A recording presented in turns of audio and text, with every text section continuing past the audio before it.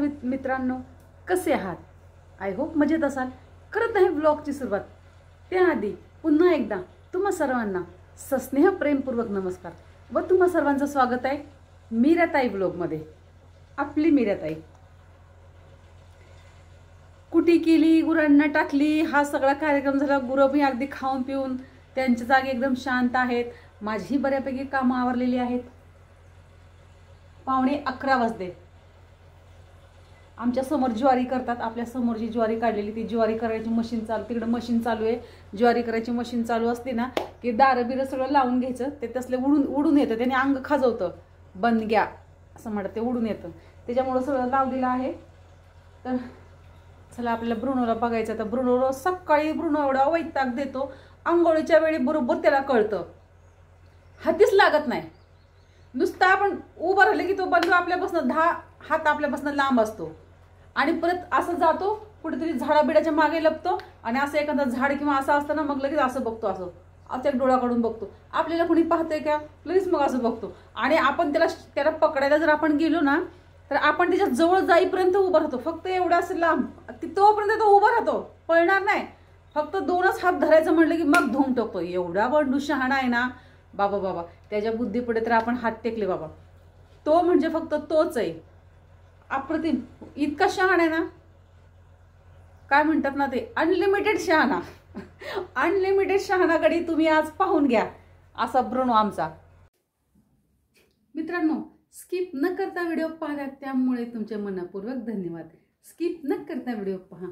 पहिल्यांदा माझा व्हिडिओ पाहता, चला माझ्या चॅनलला सबस्क्राईब करा, व्हिडिओला लाईक करा, शेअर करा आणि कमेंट करून सांगायला विसरू नका तुम्ही कुठून माझे व्हिडिओ पाहताय. पहा, भयंकर ऊन आणि उन्हाचं थोडं आता जरा ऊन कमी व्हायला लागलेलं आहे. आपल्या कोंबड्या बघा कशा जमा झालेल्या आहेत इथे. मका खाल्ली आम्ही, उकडलेली मका. हे बघा ही, तर हे अशा कोंबड्या एवढ्या जमा होतात.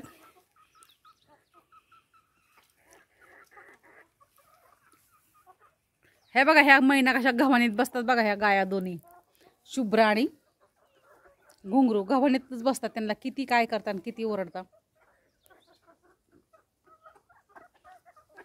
आपल्या बऱ्याच कोंबड्या नेल्या बरं का बोक्याने खाल्ल्या. ती काळी कोंबडी आहे ना, स्कूटीजवळ काळी, स्कूटीच्या मागच्या चाकाजवळ आता पुढे आली, पुढच्या चाकाजवळ आली बघा. तिचं ना, तिच्या दोन्ही काळ्या कोंबड्या होत्या. ते कोंबडे होते का कोंबडे माहीत नाही, पण हे पण खाल्ले बघा, ठेवले नाही. हे बघा कशा घाण बघा. लय वाईट आहे हे कोंबड्या, पण काय सोपे आहेत का?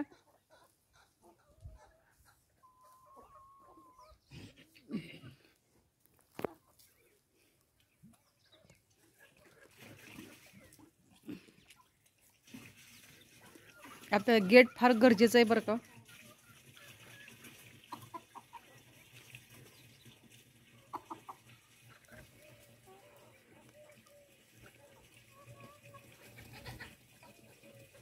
गेट फार गरजेचं आहे आपल्याला. गेट असं तर एवढ्या कोंबड्या गेल्या नसतात. इकडच्या 5-6, 10-15 कोंबड्या तर किती, तर 15-20 तर गेल्या असतील. अर्ध्या कोंबड्या तर खाल्ल्या आहे का ना हो. अर्ध्याच कोंबड्या खाल्ल्या ह्यातल्या, अर्ध्याच कोंबड्या. 20-25 कोंबड्या गेल्या बघा. काय उपयोग आहे एवढं सगळं करून, एवढं सगळं त्यांना जीव मारून, त्यांचा त्रास सहन करून. त्यांना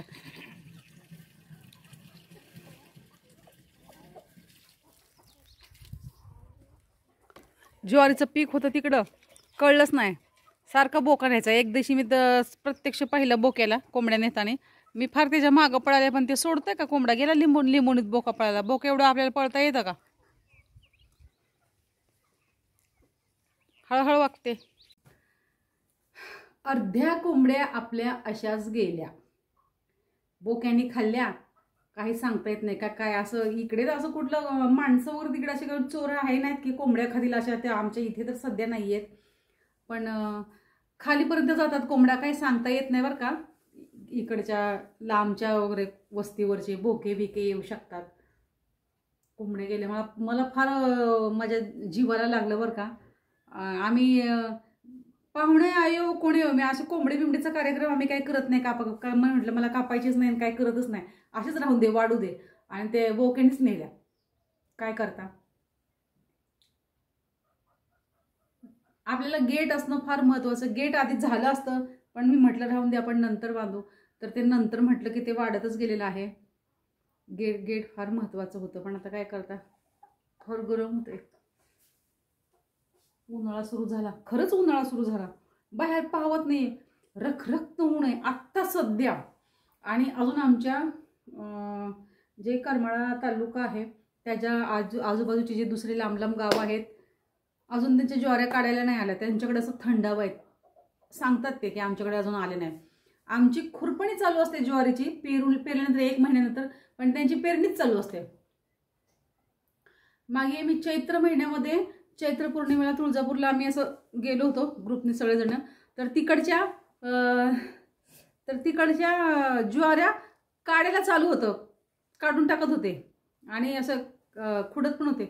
तेव्हा आम्ही गेलो होतो. अजून कमीत कमी 3 महिन्यांनी त्यांच्या ज्वाऱ्या काढल्या. म्हणजे आता काही काही ठिकाणी तर मला वाटतं खुरपणी चालू असेल किंवा संपली असेल.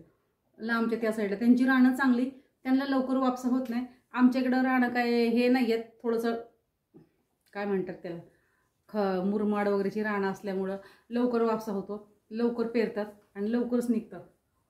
त्याच्यामुळे आमच्या सुग्या पण झालेल्या आहेत.